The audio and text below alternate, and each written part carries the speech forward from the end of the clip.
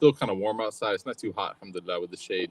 But if you want to get any drinks at all, in the back there we have water and lemonade. It's all free, so please help yourself, inshallah, and stay hydrated. Um, we welcome back, welcome home to our temporary home. In the meantime, while we are transitioning to a bigger space, inshallah, and also while we're trying to maintain, healthy social distancing and make sure that we follow protocols to keep everyone happy and healthy, inshallah. My son Musa, when he saw me leaving, he asked me if the virus was gone. It was kind of sad because he's so used to seeing me at home. So when I was getting ready to go teach, and I said, "No, Baba's going to teach." He goes, "Is the virus gone?" I said, "No, not yet." But I said, "But we're doing it outside." So inshallah, maybe he'll come one of these times. Inshallah ta'ala. We are continuing now our discussion, our study of the seerah of the Prophet Muhammad sallallahu alaihi wasallam, seerah nabawiyah, with the lens of the young professional. So learning the life of the Prophet Muhammad sallallahu alaihi wasallam for the individual who is working, is at a stage of their life where they're working, managing their personal growth, their spiritual growth, their identity, as well as relationships, family, and moving forward in those areas of their life. And last week, where we were, and I know we started late last week, so we weren't able to cover as much as possible, but where we were was towards the middle point of the Medinan phase, where the Prophet Muhammad sallallahu alaihi wasallam and the Muslim community lived in Medina. Towards the middle point of that phase, there were so many different threats that were surrounding the Medinan community. So many different threats of national security, so to speak. So you had the Quraysh, obviously. They were a massive threat that had to be neutralized so that the Muslims could live in peace. And then you had the threats from within Medina. There were some tribes there that were not genuine in their collaboration. They didn't want to be, friends or neighbors with the Muslim community there. And so you had a few instances of that happening. And all of these events we went through in the Heartwork podcast during our hiatus from in-person meetings. And the time before last was the last major battle known as Khaybar. And that was the last major engagement that the Prophet ﷺ had during this phase before it established peace in the region for the Muslims to live in Medina peacefully without having to worry about putting their heads down to rest at night and wondering whether or not they were going to be, threatened.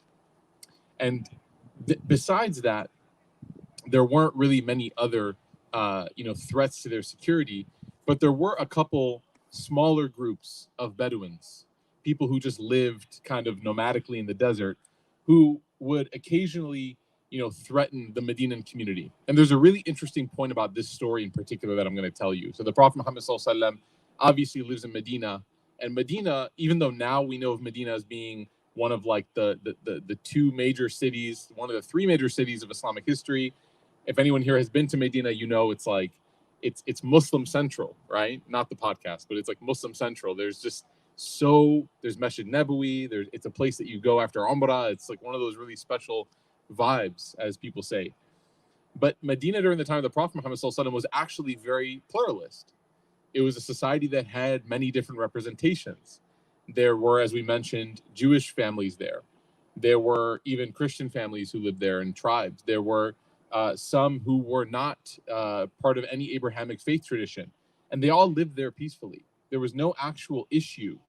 There was no major issue by just their mere existence. Rather, the issue was when there was no agreement to coexist peacefully. Now, there were some instances in which some of the tribes that tried to, assassinate or tried to attack the Prophet Muhammad sallallahu alaihi wasallam, despite their agreement, despite the fact that they had a treaty, the entire city, all the different parties had a treaty, they still tried to attack the Prophet Muhammad sallallahu alaihi wasallam, and there was, of course, consequences, right? Namely, they were excommunicated from the city, right? So again, it makes logical sense. But when you have Orientalists and people who try to analyze and interpret Islamic history from outside of the Islamic tradition, then you'll hear a lot of them will use these moments in the tradition as moments to prove something that's not actually true. So they'll say, oh, you know what? Well, isn't it true that Muhammad, sallallahu alaihi wasallam, isn't it true that he, expelled this tribe of Jewish people from Medina? Isn't that true? And although that small answer is true, yes, that small statement is true, right? We know that now studying the Sirah that expulsion only happened because those people tried to assassinate him. So now he has to wonder, like, can I even sleep in my own bed at night?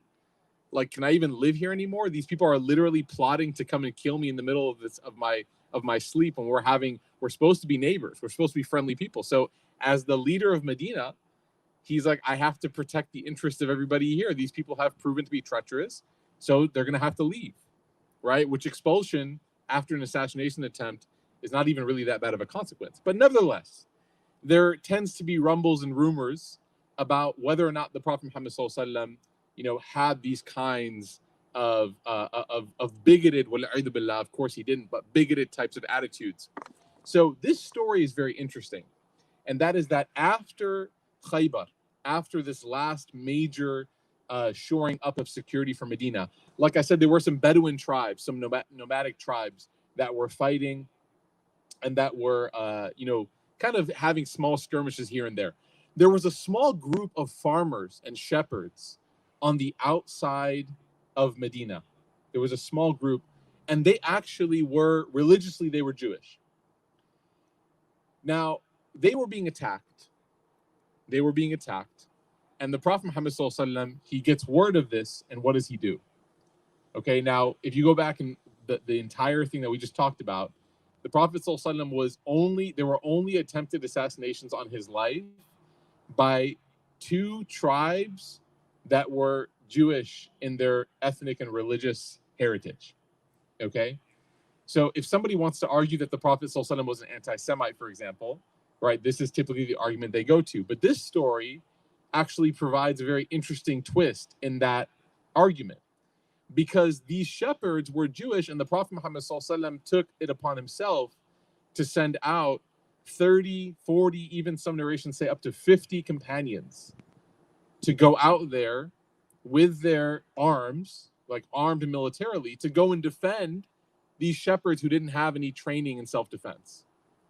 So he sent out this group to go and defend these people. And they were led by this young companion, Usama bin Zayd, radiallahu anhu, who was known most notably, people talk about him most notably because he was so young. At this time, he was only 17 years old. Can you imagine being trusted with anything when you're 17 years old? Can you imagine the Prophet coming to you when you're 17? He's like, I need you to go and protect these shepherds. And he was the general of that army. He wasn't just like a soldier. He was the general. Can you imagine when you're 17? Like, what did your parents ask you to do? Like, they couldn't even trust you taking the garbage to the curb. They were like, make sure or going to the grocery store. Don't forget the onions. Like, the amount of trust. And then you look at Usama bin Zayd, and the Prophet was like, you're in charge. You're the one that's in charge. So Usama bin Zayd, he goes, and despite the fact that he was somebody who was very much like militarily trained, of course, no one disputes his spiritual strength. No one disputes any of that. He was still younger than some of the senior companions, much younger. And so this story, very interestingly, has two wrinkles to it. Number one is the wrinkle of the Prophet ﷺ using his companions, the Muslim community, to go and defend their Jewish neighbors. Right? This is an investment in community, in pluralist community, proving that it's not a religious difference. The only difference is your community trying to assassinate me or not? Right? That's why your community is not here. The second wrinkle, which is interesting, is that when Osama bin Zayd is there and they're engaging in battle with these individuals, they're fighting them. And one of the battles that they're fighting, there's an individual who he's engaging with, and that person actually mocks him because he's so young. That person actually makes fun of him, like, you're a little boy, and he starts making derogatory comments towards him, like, you're just a kid. Why are you here? And Osama bin Zayd takes that personally because he's like, first of all, don't talk to me like that. Second of all, you don't know me. Third of all, like, what does my age even matter? I'll fight you. So he comes to they come to fight each other, and the person who's mocking him, this enemy combatant, he realizes he's lost the fight. He gets destroyed. Osama has him, and he starts to run away. He starts to sprint as fast as he can. So Osama, again, at this point, like you normally you just let him go. In fact, some of the senior companions even said, just let him go.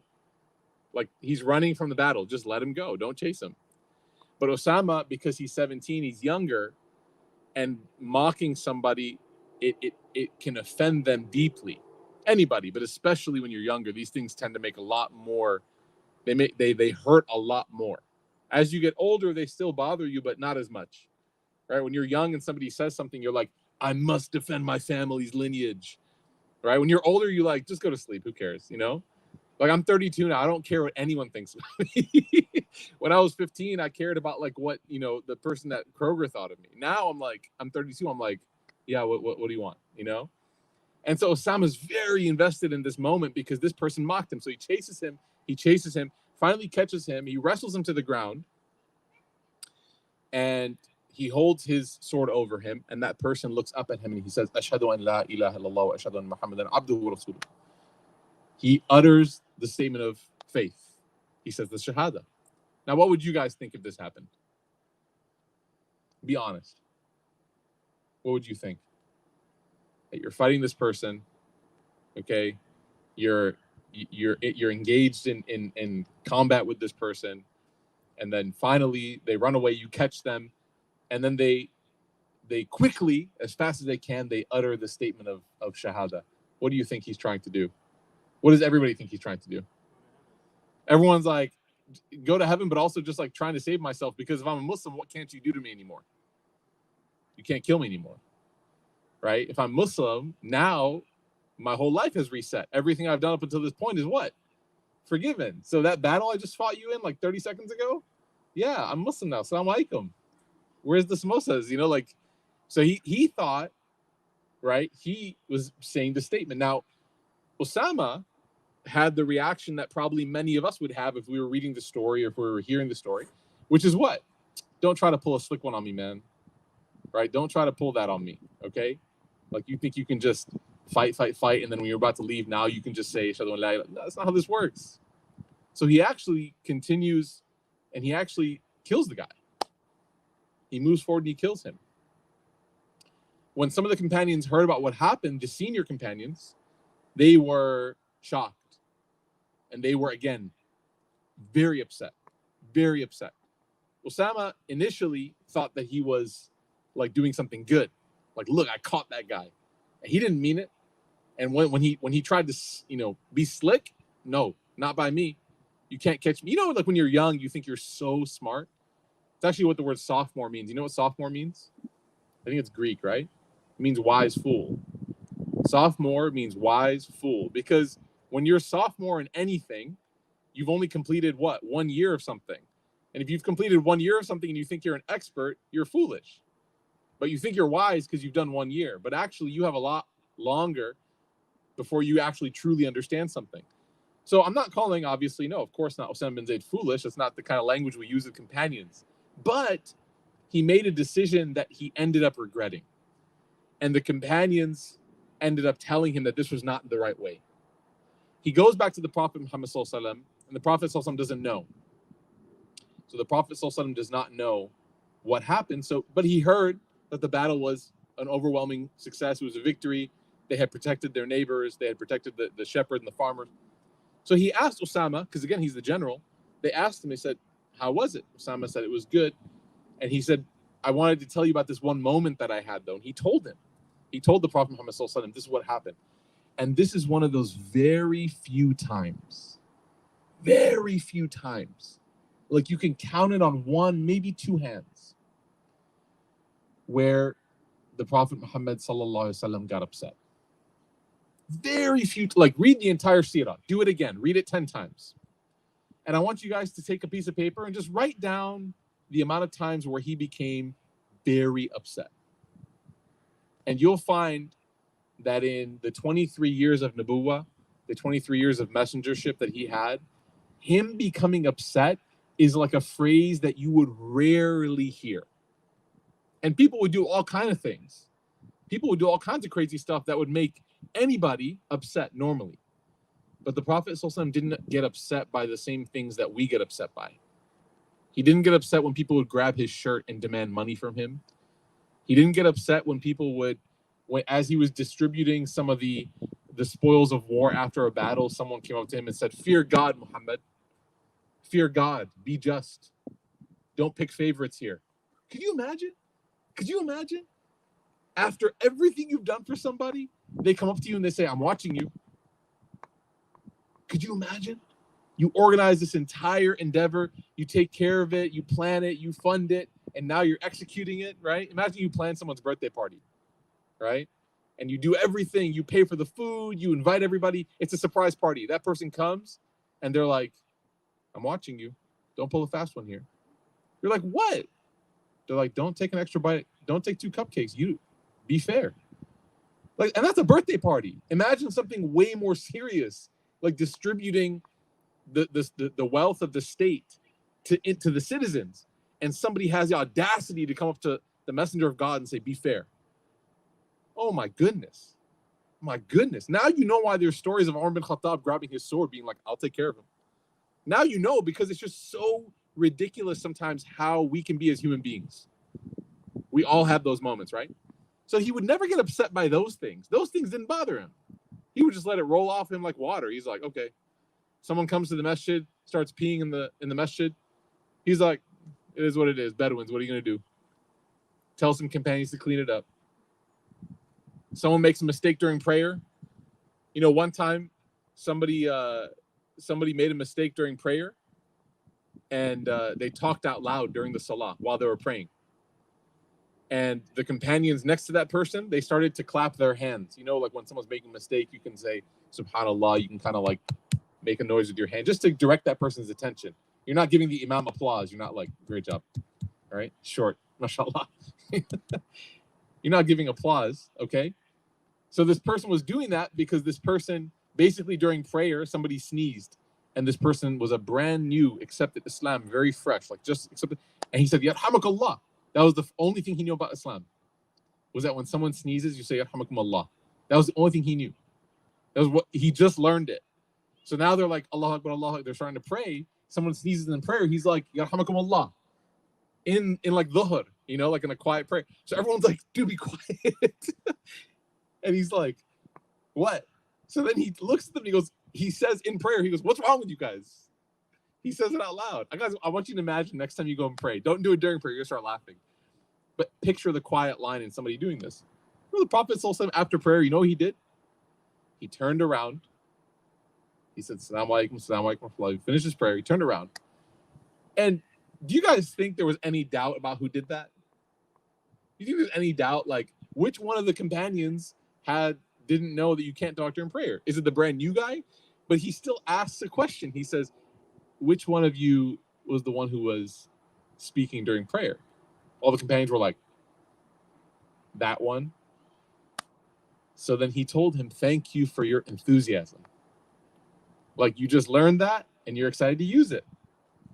But in prayer, we don't speak." Right? So he didn't get mad at these things.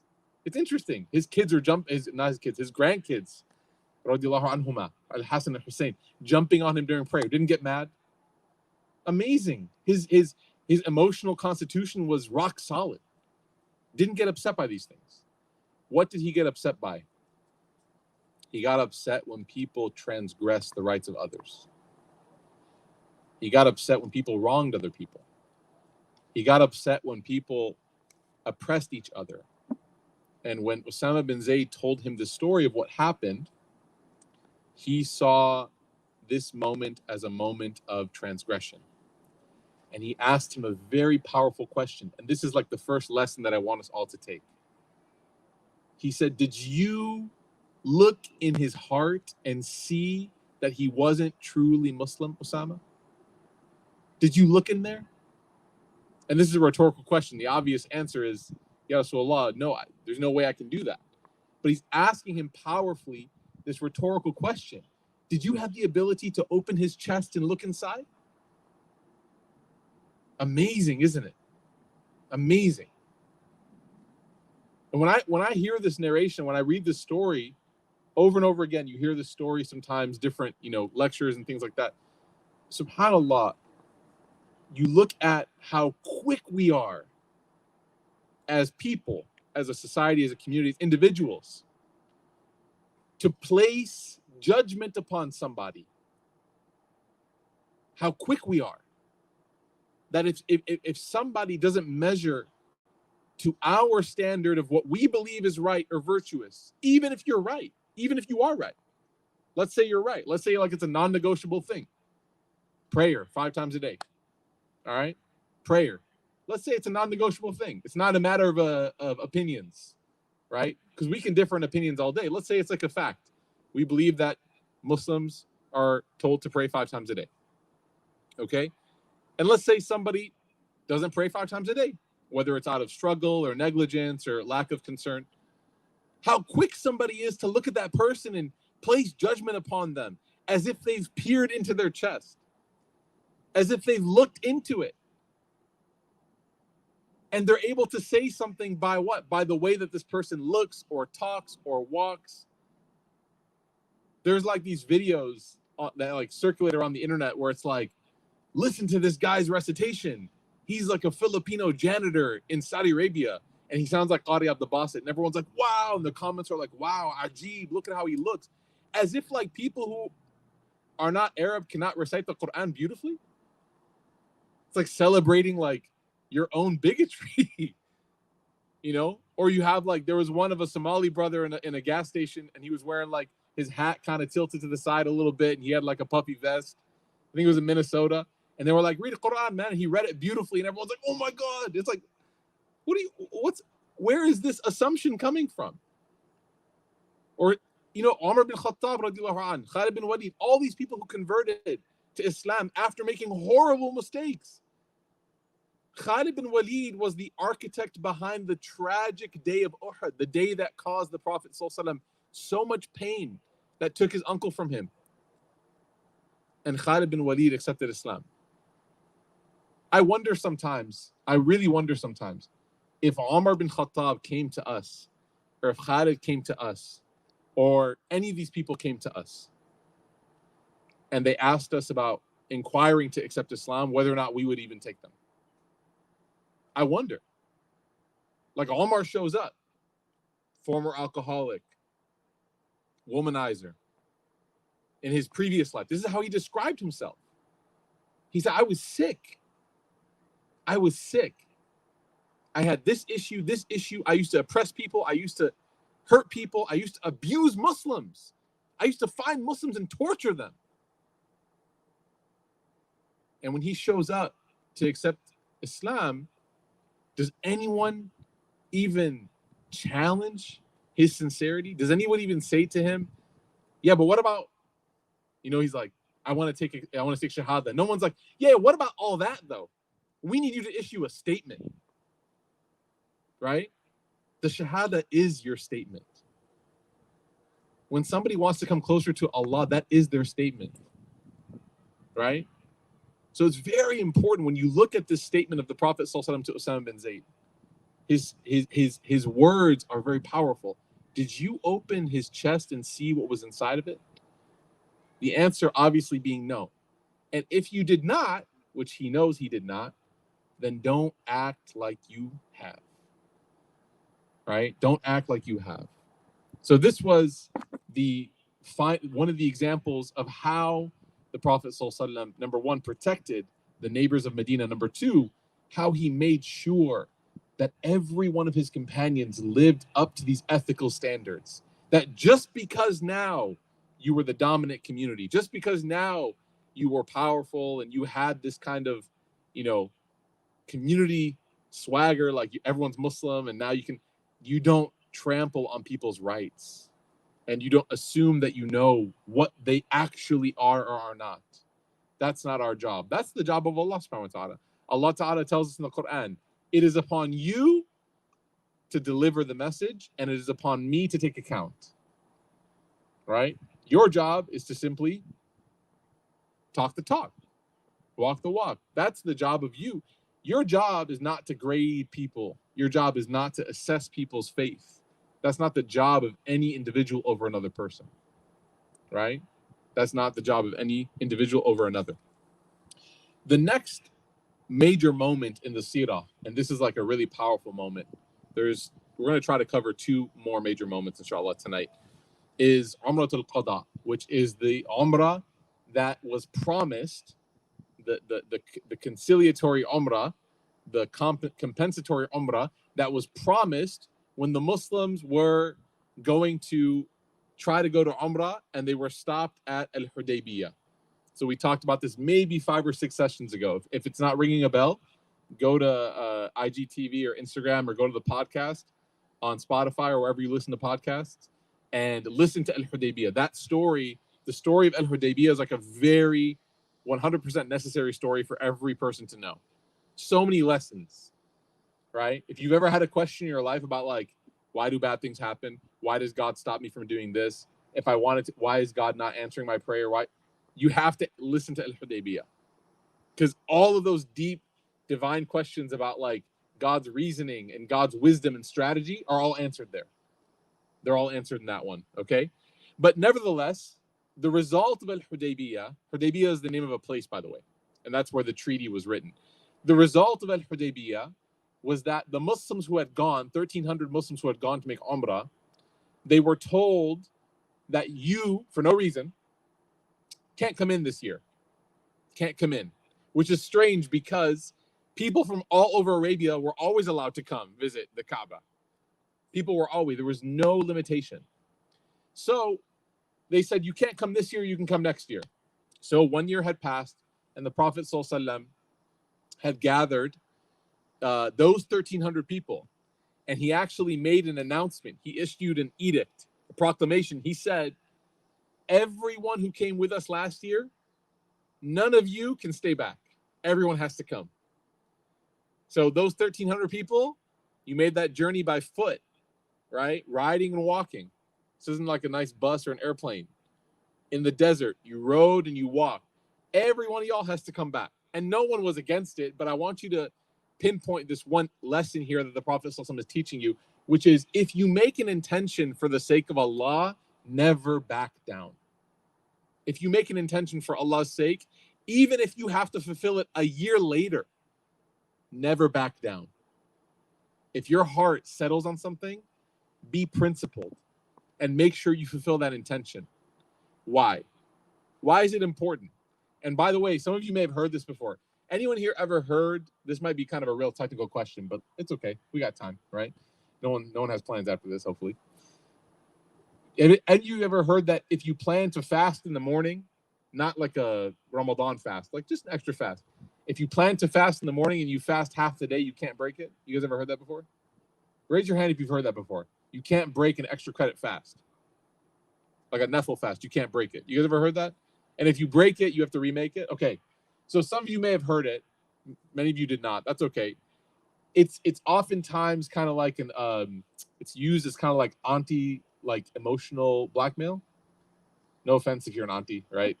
Or no offense if you aspire to be an auntie one day. But basically, it's kind of used at, the time that most people encounter this, let's put it that way, is when there's like an extra credit fast to come up, which, by the way, this Saturday, make sure you fast. Ashura, the 10th day of Muharram, make sure you fast this Saturday. If you fast, the Prophet ﷺ says your entire previous years of sins get forgiven. Lots of these opportunities, so make sure you don't miss out on them, right? So the time when you encounter this ruling of if you make a fast, your intention, you start it, you can't break it, is usually during these days. Because like when you're like 13, 14, 15, you're doing it because everyone else is doing it. And you're like, oh, I'm so tired. I'm going to break my fast. It's not far anyways, right? And then you have like the auntie like, no, you can't break it. It's not necessarily the case across all the schools of thought, but in some of them, namely the scholars from the Hanafi madhab, they say that when you make an intention, even if it's supererogatory, which again is one of those only Muslim words, ablution, circumambulation, and supererogatory, only Muslim words, okay? They say, the Hanafis say, when you make an intention, even if it's not an obligation, it's extra obligatory, once you made the intention, now it's become a mandate on you to fulfill that intention. And you know why they say that? It's amazing why they say it. They say because if you get used to making promises and then just breaking them, which an intention is what? It's a promise to Allah. I intend to do this, right? If you just get used to making intentions and breaking them, you are going to find it very difficult to ever hold yourself to an intention that you make. So the Hanafis say, once you make it, that's it. The fast, sure, it wasn't an obligation. Now it is because you made it one, right? So when the Prophet ﷺ, Umrah is not an obligation. The people who decided to go, they were deciding to go because they wanted to go. It's not Hajj, it's Umrah. But the Prophet ﷺ said, if you intended to go, you have to go back because you have to keep your intention. Don't become people that become flaky with what you intend. Okay? So not only those 1,300, but actually 2,000 total ended up coming, including a person who had just come from Mecca by the name of Abu Huraira. Anyone ever heard that name before, Abu Huraira? He's really well known, especially amongst hadith, because he's like a really big hadith narrator. He's somebody that spent a lot of time with the Prophet Muhammad ﷺ. But you know what's crazy? We haven't heard his name in this series up until this point because he just recently accepted Islam. He only spent a few years with the Prophet ﷺ. He only spent a couple years with him. But he accomplished so much. So when you read about Umratul Qada and you see that Abu Huraira, he accepted Islam and came with the Muslims, you're like, wait, that Abu Huraira? I was expecting him to be like with Abu Bakr way back in the beginning. He did so much. He's like one of the top narrators of hadith and all of hadith. How did he accomplish so much in a little bit of time? How did he become somebody that we hear his name constantly? If anyone ever reads a hadith, you're going to come across his name. How? He only had a couple years with the Prophet Muhammad ﷺ. The answer, hard work. Hard work. He accomplished spiritually what some of the companions did not accomplish in even 10 years, 20 years. He accomplished it in 1/10 of that time because he focused and worked hard. You want to accomplish spiritual goals? It's like any other goal you set for yourself. You have to actually work hard at it. Waking up for Fajr? We're like, yeah, that'd be nice one day. You're like, does Fajr ever come in at like 9 a.m.? If it does, I'm gonna rock that. Like I will be there. I'll pray tahajjud when Fajr comes in at 9 a.m. It's like, no, man, like Fajr comes in. I do know people, by the way, I do know some people who live in the southern parts of the United States because Fajr, I think the earliest it ever ends, the earliest sunrise ever happens here is like 6 a.m. I don't think year round there's ever a time when the sun comes up before 6 a.m. So I know people who are like, we're not moving to Minnesota, right? Or Boston. I have friends in Boston who fast from like 3 a.m. I'm like, what are you doing? I'm like still eating like my second cheeseburger during Ramadan in the middle of the night. And they're like, yeah, I just started fasting, right? So, people try to find little perks to make Islam a little bit more easy for them. That's fine. Living in Texas, okay. But waking up at 6 a.m. to pray, it's not easy, especially now because most of y'all just waking up at 8:30 in your pajamas and opening your laptop, right? And like logging into work or logging into class. So it's difficult to wake up and get yourself to pray. But just like anything else, if you want to accomplish great things spiritually, you have to work. It's worth it, but it may not be always easy, but it's always worth it. So when the Prophet ﷺ, when he did this and Abu Huraira came with them, what's interesting is that on this journey, the Prophet ﷺ, he actually ended up bringing a lot of armor. Now, in the original agreement that the Quraysh had, they said to the Prophet ﷺ that each person can only bring their own sword and it has to be covered. So you can't walk around with your sword like unsheathed. Like Omar, he used to walk around with his sword around his neck, like a necklace. Right? And what is that supposed to mean? It's supposed to mean that, like we're ready. If you want to mess, then like, it's kind of like people walk around in Texas, like kind of have their shirt, they might be carrying and they're like, just kind of walk around. It's like, dude, this is a 7-Eleven. Relax. This is a daycare. Like, chill out. But they just want to show you that they're ready. So Ahmad was kind of like that. So Quraysh, they said, okay, yeah, of course, you can bring, whatever sword you have because you're traveling in the desert. You need to protect yourself, but it needs to be sheathed. When you get to Mecca, we want to see it covered up. We don't want to see it. So the Prophet ﷺ, he brought a lot more than that. He brought armor and he brought shields and everything. Interestingly, when the Quraysh heard about this, they said, this is strange. They heard that the Prophet ﷺ was bringing not just the swords that were sheathed. They heard that he was bringing horses and shields and all kinds of armor and everything. And they said, is he coming to attack us? And you know what they said? SubhanAllah, they sent a messenger to meet with the Prophet ﷺ because they heard and they were like, we got to figure things out, because if they're coming, we thought they were just coming to do Umrah. We didn't know that they were coming to throw down. So the messenger came. A messenger came to the messenger, sallallahu alaihi wasallam. You like that? Bars, right? So they sent a messenger to our messenger, alayhi, and he said to him, very interestingly, he said, "Oh Muhammad," he said, we've heard news, like a rumor, that you guys are coming with a lot more than what you agreed to come with. You said you would come with a sword that was in its sheath, but we see that you have horses and all this. What's the deal? The Prophet ﷺ says, we're not bringing that into Mecca. We did not intend to ever bring that into Mecca. So he said, what do you mean? He goes, we're bringing it with us to take care of ourselves in case we need to. But we were planning on leaving it outside of the city. And you know what the messenger, the one that was sent from Quraysh, you know what he says to him? He goes, I thought so. He goes, you've always been a person that's been trustworthy. Isn't this crazy? This is somebody that does not believe he's a messenger of God. And when the Prophet ﷺ says, no, we weren't ever going to bring it into the city, the messenger goes, I knew that. I knew that. Like, you're so trustworthy. Everyone was shocked in Mecca because we were like, how is he not doing what he said he was going to do?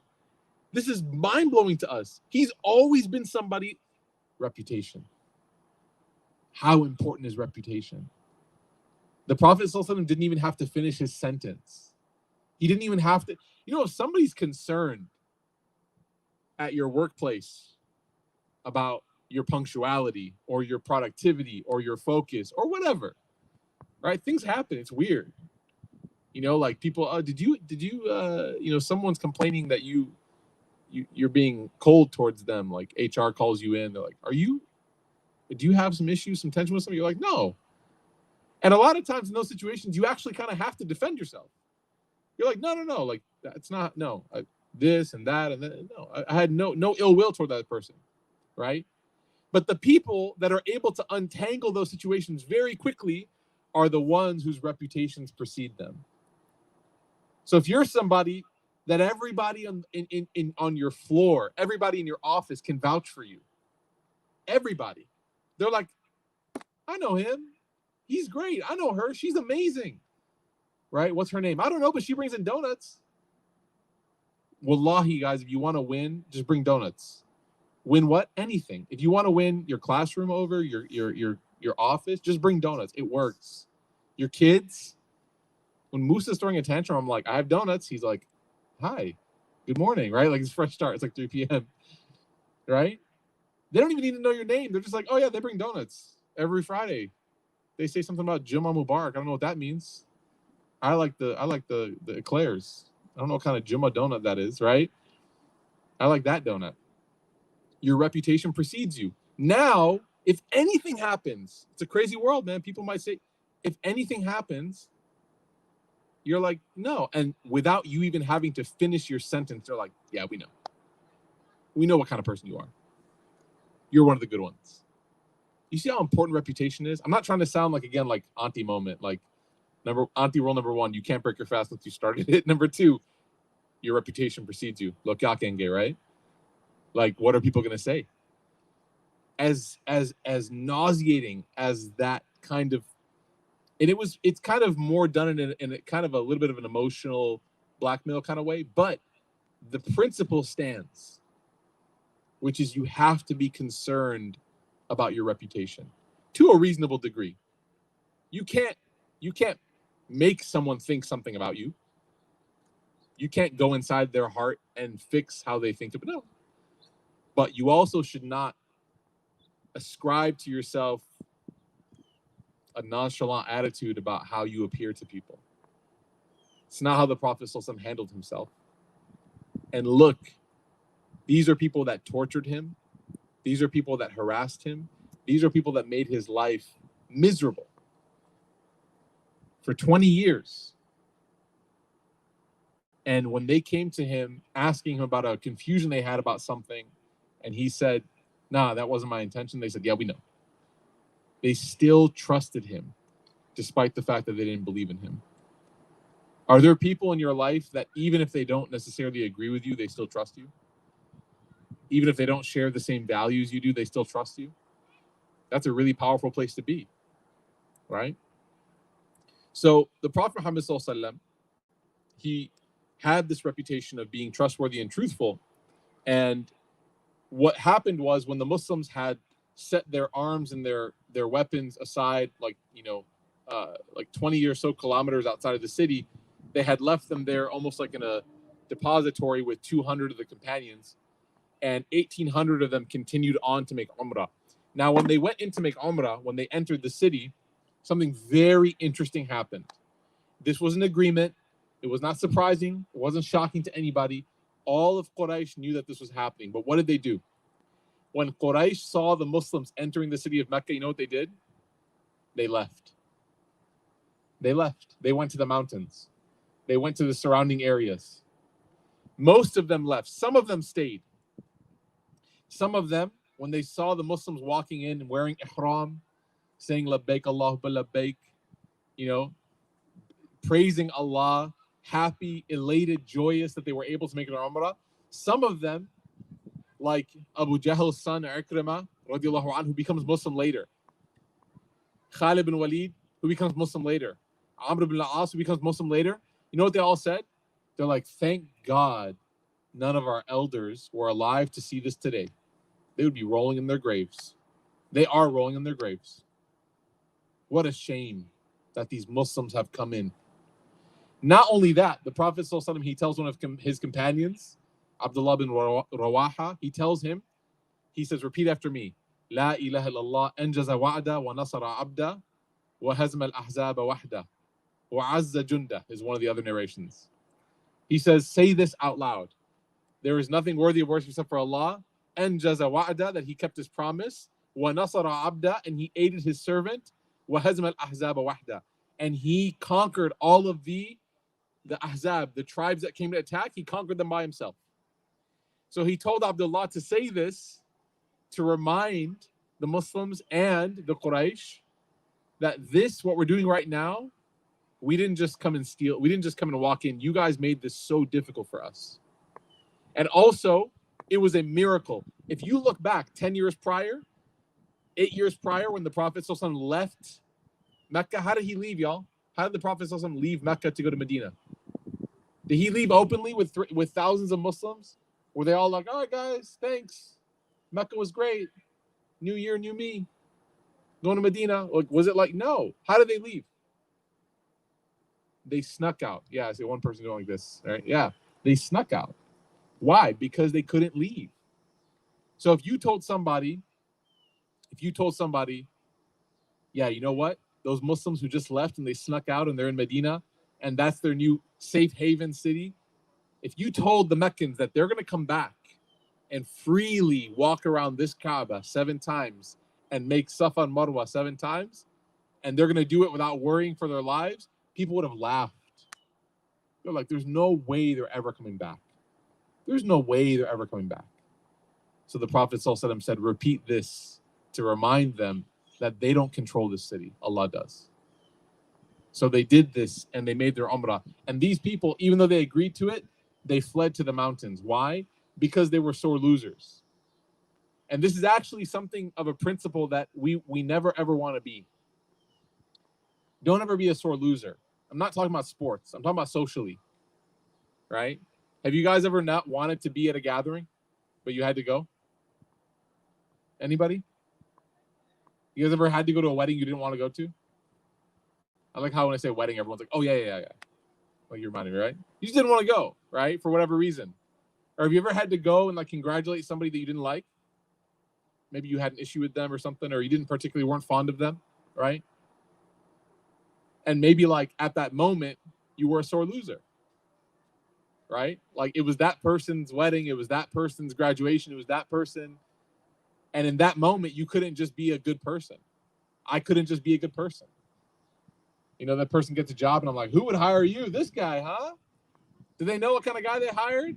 And the person's like trying to act as if they're joking, but no, you're just being a sore loser. You just can't accept that this is this person's moment, right? Somebody gets married, you're like, man, how'd you pull that off? And the guy's like, what are you talking about? It's like a room full of friends congratulating him. You have the one guy who's like, yeah, I don't know who would marry you. SubhanAllah. Du'as really do work. You know? By the way, I know we're all like thinking like this, but I've actually heard statements like this. I've been a part of gatherings where like somebody made a meal and someone's like, wow, do you order in? Or like, what? Like, person just cannot, you know? And Imam Mawlud of his Purification of the Heart poem, he said this is a sign of envy within the hearts of people. That when good things happen to somebody else, you can't just celebrate for them. You have to take a little shot, right? Oh, you got a new job? We'll see how long that lasts. I've heard these statements. I'm just like, what side of the bed did you wake up? Did you even wake up on a bed today? Like, there's just bad sides of beds for you, subhanAllah. So these people, Quraysh, they did this exact same characteristic. When the Muslims came to make Umrah, they were like, we don't want to be here. They couldn't just be honorable people. For as dignified as they thought they were, nope, no dignity there. As soon as they came in, right, they left. This is like Isaiah Thomas and the Bulls. I know it's kind of a random joke, but you'll, inshallah, watch The Last Dance. You'll get it one day, inshallah. Okay? Isaiah Thomas, sore loser, right? May Allah Ta'ala protect us. Okay, so that was something that they noticed. And then the last, and this is what the Prophet ﷺ did, and we'll conclude here because it's almost Maghrib time. The Prophet ﷺ had a beautiful way of taking social bigotry and addressing it head on. He always had wisdom and he always had class. He never ever did things in a way that were abrasive or brash. He did things with thought and he always thought things out. And when it was time to pray, he asked Bilal, radiallahu an, to climb the Kaaba and to stand on top of it and to call adhan so that the Muslims could pray. And I want you to imagine that this Bilal was the Bilal that was tied down in the streets of Mecca, being tortured by Umayyah bin Khalaf, screaming Ahadun Ahad as a boulder was placed on his chest in the heat of the day. This was the one that was tortured day in and day out, that Abu Bakr as-Siddiq had to come and buy him from slavery to free him. And now he went from being tied to the ground of Mecca to being at the highest point on top of the Kaaba, claiming and proclaiming God's greatness. This is not a coincidence. The Prophet Muhammad ﷺ did not just think it would be a nice aesthetic, right? It wouldn't be great for the gram, golden hour. Oh, it's Maghrib, go give adhan, right? Golden hour. That's not what it was. The Prophet ﷺ here was making a very clear statement that every single piece of that age of ignorance, everything, the classism, the religious harassment and torture, and the racism, all of that has no place in what we call the ummah of the Prophet Muhammad ﷺ. No place here. And to emphasize that to you people is what he's saying. To emphasize that, I myself am not going to go call the adhan. I'm not going to ask Abu Bakr or anybody else to do it. Not going to have any of our Muslim poets go up there and recite poetry. I'm going to ask Bilal, who you might see as a former slave, but he's one of our luminaries. You might see him as dark, but he lights up the world for us. And I'm going to have him go and call adhan. And I want you to see that, because you need to see how Islam transforms people.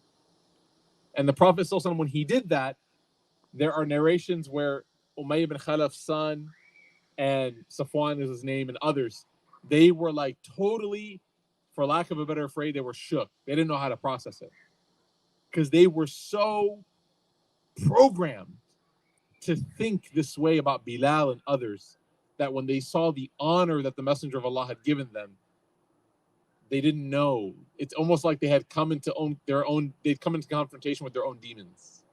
They didn't know how to process it. The Prophet ﷺ, he had a very beautiful way of just completely and totally taking people's social expectations and flipping them on their heads. We talked about before Abdullah bin Maktoum, where when the Prophet ﷺ was leaving Medina, someone has to stay in charge, right? Somebody has to watch Medina while he's gone. So he picks Abdullah bin Maktoum, who is who? He is from the poorer class. He is not well known amongst the the more elite people, and also he's blind. He can't see. And the Prophet ﷺ says Abdullah ibn Maktoum is going to be our mu'adhin. He's going to call the adhan. He and Bilal are going to share that responsibility. So some of the companions are like, how? How does he call the adhan? You know how you call the adhan? You have to see what? You have to do what? How do we know it's Maghrib, guys? Your phone, right? No, you know it's Maghrib because you can see that the sun is setting. You know it's Dhuhr because you can see the sun is at its zenith. You know it's Fajr because the sun hasn't risen yet. So some of the companions were like, Ya Rasulullah, we don't disagree with your choice, but there's a very clear occupational issue here, and that is that you've chosen somebody to do a job that requires them to see, and he is not able to see. The Prophet ﷺ said, I know that. So they said, how is it going to work? He goes, you see it and you tell him. He didn't say, oh, you know what? You don't really fit the qualifications, Abdullah, sorry. No, he flipped their expectations on its head. He said, we don't just say that somebody can't do that because they can't. No, you're going to tell them when, hey, Abdullah bin Maktoum, yes, it's Dhuhr time. Can you call the adhan? Yes. We don't live in Mecca anymore, in Jahili Mecca, where people, because they are blind or because of how Allah made them, whether it's their ability or whether it's their inabilities or disabilities, whether they're the color of their skin, we don't live in that world anymore, right? We live in a different world. Inna akramakum indallahi atqakum, where God only judges you by your piety. That's where we live. So that's why he says, Bilal, go ahead and call the adhan. Because we live in a different Mecca now.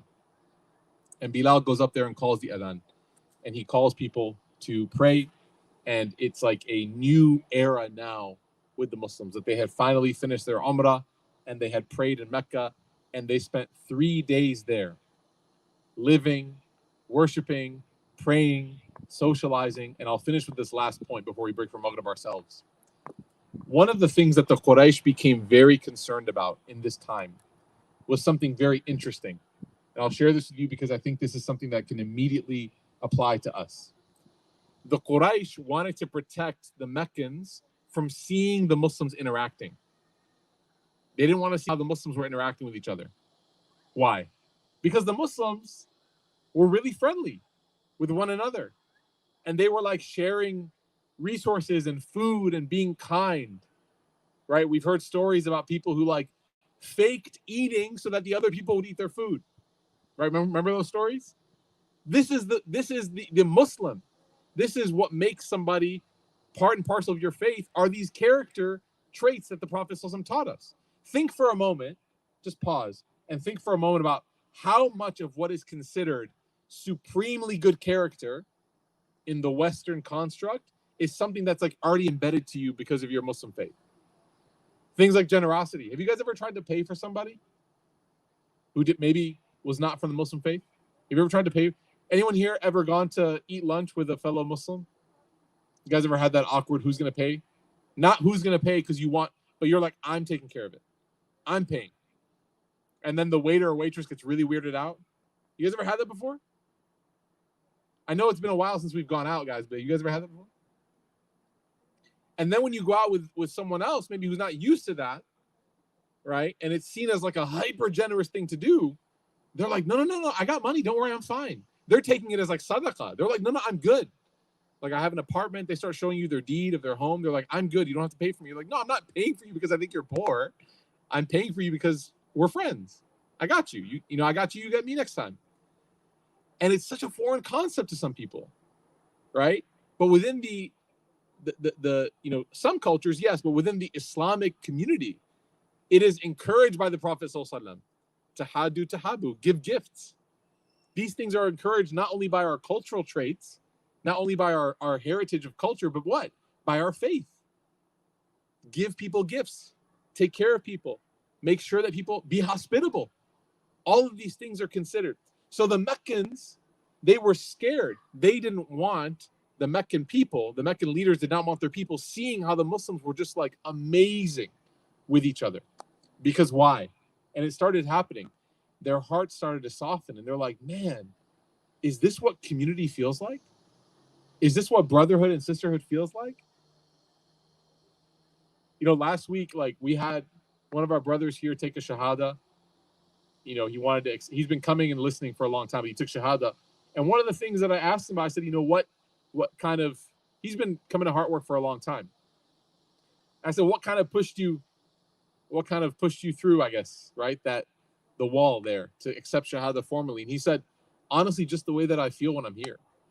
Like the way that people are so kind and this and that. Obviously, everyone has stories about like, well, I was made to feel unwelcome at this masjid or this place or this community.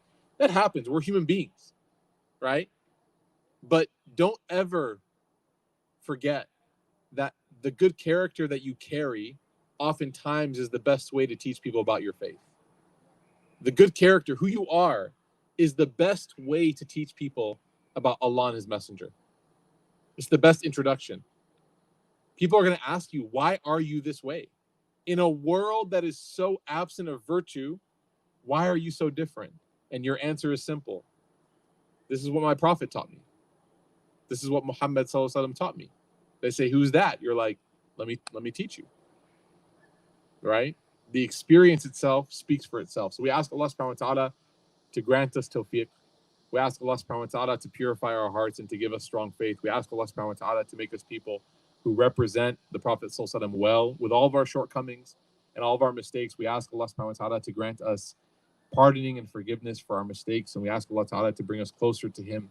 We ask Allah subhanahu wa ta'ala to give us strength in these moments, in these months, and in these weeks and days of uncertainty and of struggle. We ask Allah ta'ala to give us connectedness when we are so far apart from each other. We ask Allah ta'ala to give us strong faith because these days they demand from us having strong faith. Ameen ya Rabbil Alameen.